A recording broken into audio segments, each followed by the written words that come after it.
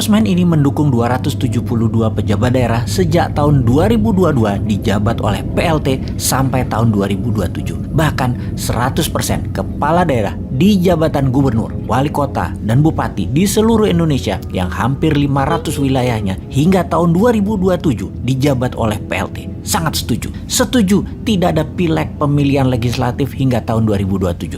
Alias pileg 2024 tak perlu diadakan. Juga pilpres 2024 tidak perlu diselenggarakan. Setuju jabatan presiden diperpanjang 3 tahun lagi untuk mengatasi masalah pandemi hingga tahun 2027. Dan pastinya setuju jabatan presiden 3 periode. Sangat setuju di semua daerah hingga tahun 2027. Partai politik tidak berkuasa lagi sebagai pimpinan daerah sehingga 100% semua wilayah di bawah kendali pemerintah. Hal ini akan membuat Indonesia menjadi negara satu komando, garis lurus, tegak kemana aja. Pokoknya kemana saja presiden menghadap, saya manut. Anda orang terbaik, terjujur, dan timnya semuanya terbaik. Tidak ada tim di lingkaran pejabat seperti saat ini yang terbaik sepanjang Indonesia merdeka. Bahkan di dunia sekalipun tidak ada yang lebih baik dari tim yang saat ini menjabat di Indonesia. Bahkan dari 270 juta warga Indonesia, hanya merekalah yang terbaik yang saat ini menjabat. Oposisi itu pecundang semua. Yang berbeda pendapat itu pecundang semua. Semua orang pintar terbaik saat ini sudah menjabat semua. Itulah luar biasanya pemerintah kali ini. Terbaik. Karena itu misalnya, tindakan mem-PCR-kan orang sehat adalah solusi yang harus didukung. Walaupun di banyak negara antigen dan PCR difokuskan untuk mereka yang bergejala dan sakit, namun orang sehat yang berpergian di Indonesia menggunakan transportasi publik di-PCR-kan dan di-antigenkan adalah benar. Juga pihak swasta yang menyediakan jasa tersebut dengan berbayar mahal adalah strategi yang benar. Itu semua demi mengurangi pandemi dan efek negatif lainnya. Setidaknya karena mahal mereka malas berpergian sehingga penyebaran virus bisa teratasi.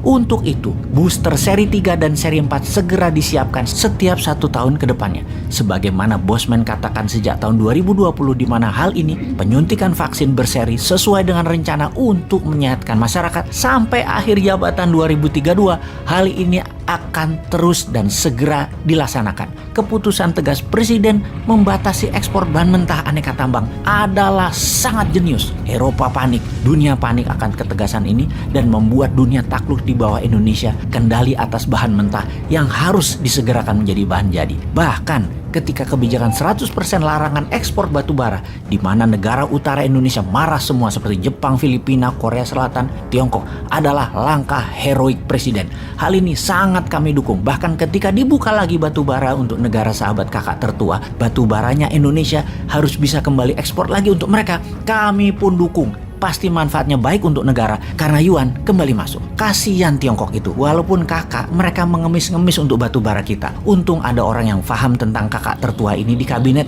sehingga kita bisa memberikan sedikit kebaikan untuk Tiongkok yang sangat tergantung batu baranya oleh kita. Salut, itulah strategi yang benar. Lalu tidak ada terima kasih yang tertinggi dari kami, terutama saya pribadi sebagai warga NU. Juga sebagai salah satu co-founder dari perusahaan Urun Dana Santara, dengan menggabungkan kekuatan ekonomi umat, ekonomi kerakyatan, mengkolaborasikan NU dengan Santara untuk dijadikan nama ibu kota baru Nusantara adalah sebuah kehormatan tertinggi. Nusantara, IKN, akan kami jalankan dengan amanah tinggi. Dulu kami pernah meminta ke Sultan Jogja untuk mendapatkan sekeping lahan 2000 hektar Sultan Ground, di mana di wilayah ini kita akan jadikan seperti Hong Kong, City of London atau City of Venesia, di mana waktu itu kita akan membuat City of Mataram yang punya sistem keuangan dan administrasi berbasis blockchain dan lain sebagainya sebagai contoh negeri Wakanda yang baru dan nyata. Salah satunya kita akan menggunakan e-rupiah berbasis gold di City of Mataram tersebut. Akhirnya impian itu pun oleh Bapak Presiden dikabulkan walaupun dipindahkan tempatnya ke Kalimantan Timur, di wilayah yang lebih besar dari wilayah Sultan Groundnya Jogja. Alhamdulillah, yaitu wilayah Kalimantan Timur Penajam. Saya pribadi yang pernah 5 tahun tinggal di Kalimantan Timur tersebut menjadi mendapat kehormatan. Pulang kampung nih kalau saya boleh pinjam frasa dari Obama dulu ketika mengunjungi Indonesia. Sekali lagi terima kasih atas IKN yang investasinya mendekati angka 1.500 triliun rupiah yang kemungkinan dapat dari kakak tertua setelah kita berbaik memberikan batu bara kita. Akan kita laksanakan dengan sepenuh hati, mengingat ini adalah anugerah kehormatan bagi warga NU dan New Mind Santara yang dikabulkan permintaannya untuk membangun kekuatan ekonomi kerakyatan dan ekonomi umat yang dibesarkan di ibu kota baru Nusantara. Demikian informasi singkat ini Bapak Pimpinan Tertinggi Negara Indonesia, matur sembah nuwun dari calon wakil presiden 2027-2032 yang tidak diunggulkan oleh oligarki.